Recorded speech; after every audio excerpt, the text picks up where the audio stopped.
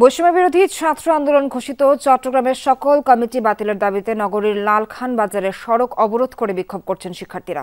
এ বিষয়ে আরো জানাতে যুক্ত হচ্ছেন সহকর্মী শহীদুল সুমন।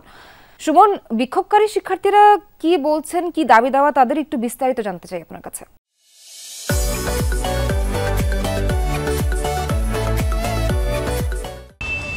প্রায় ৩০ মিনিটের বেশি সময় ধরে লালখান বাজার এলাকায় তারা সড়ক অবরোধ করেছে। লালখান বাজার এলাকাটি আসলে খুবই মানুষ চলাচল এবং সেটি ব্যস্ততম সড়ক। এটি আসলে অবরোধ করার কারণে আমরা দেখছি যে তীব্র যানজট তৈরি হয়েছে।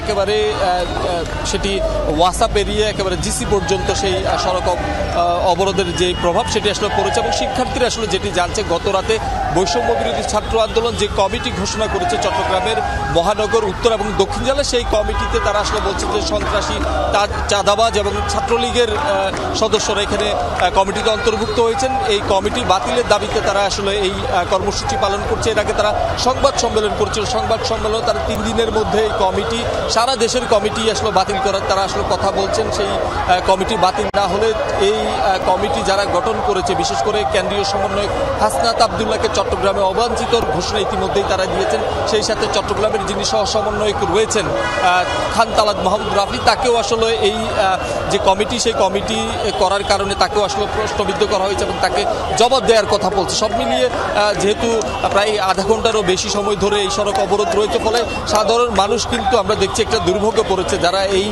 সড়ক ব্যবহার করে নগরে আগ্রাবাদ কিংবা নিউ মার্কেট এলাকার দিকে যান, তারা কিন্তু বেশ ভোগান্তিতে পড়েছেন। অনেকেই আসলে বলছে যে তাদের কর্মব্যস্ততার কারণে দ্রুত যেতে হবে, কিন্তু তারাও এই সড়কটি ব্যবহার করার কারণে তারা ভোগান্তিতে পড়েছেন।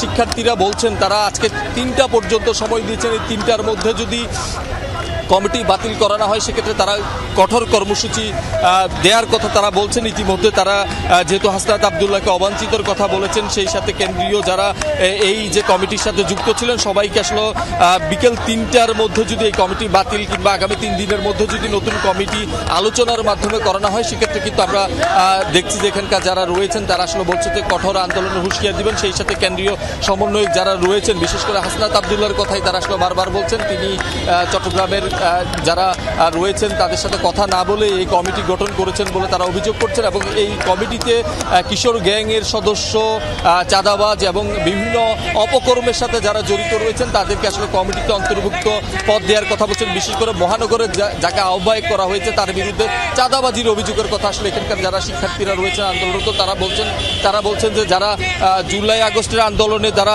সম্মুখ সারিতে আসলে থেকে আন্দোলন করেছেন তাদেরকে বাদ দিয়ে মূলত এই কমিটি করা হয়েছে, পকেট কমিটি করা হয়েছে এবং সেই কমিটি বাতিলের দাবি তারা জানাচ্ছেন।